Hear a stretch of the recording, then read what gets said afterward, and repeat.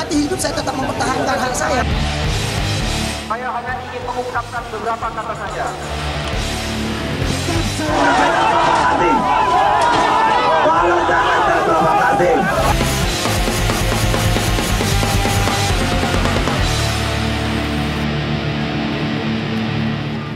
Riz, coba lihat deh Riz, sepanjang jalan itu kayak banyak banget deh orang yang kumpul. Terus ngerumpi nih di warung rokok pinggir jalan. Terus lagi ada anak-anak ABG yang nongkrong. Terus ada lagi gerombolan mahasiswa yang diskusi di ujung jalan. Tapi yang seru nih ya, pernah satu kali, karena aku naik bis nih. Terus ada sekumpulan orang asing yang kita kan gak kenal. Tapi serunya, kita semua yang di dalam bis itu lagi ngebahas satu topik yang sama. Yaitu topik politik. Ya dong, rame-rame itu. Bisa terkoneksi tuh ya dalam bus. Tiba-tiba kok bisa ya dengan isu politik yang satu ini kita bisa ada bahan diskusi. Padahal satu sama lain kita nggak kenal gitu loh, Riz. Nah, pernah nggak sih sama sekali kalau kita tuh nggak boleh berkumpul dan juga nggak boleh berserikat?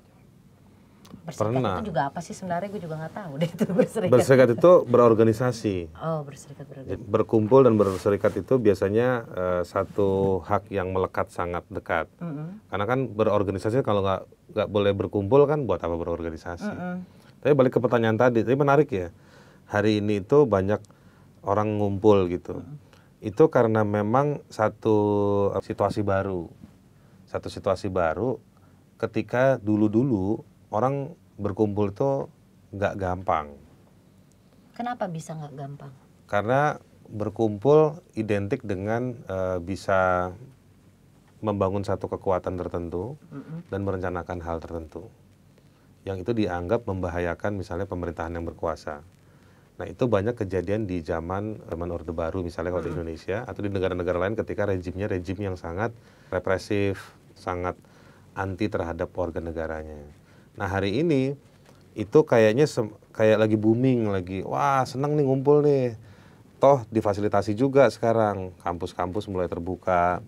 Terus ada apa namanya toko-toko swalayan itu ya yang menyediakan kursi-kursi untuk ngumpul. 24 jam loh. 24 jam bahkan. Ada tempat-tempat budaya lain gitu ya, kebudayaan, pusat-pusat kebudayaan. Nah itu semua jadi tempat-tempat berkumpul.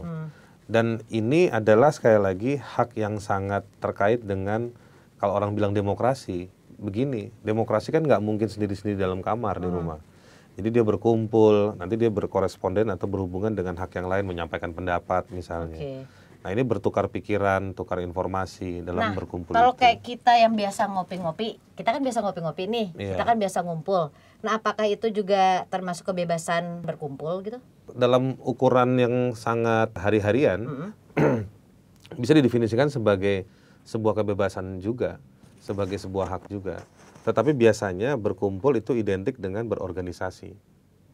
Kayak kita biasa ya? Kayak kita biasa, misalnya biasa kita ngapain ya? Kita biasanya ngumpul-ngumpul aja, nah, organisasinya enggak. Berkumpul, lalu dia bikin organisasi atau berkumpul pada satu wadah organisasi untuk bekerja pada satu cita-cita yang sama. Kan organisasi gitu kan, 2 orang atau lebih berkumpul punya cita-cita yang sama untuk dan ada pembagian tugas. Nah di situ esensinya.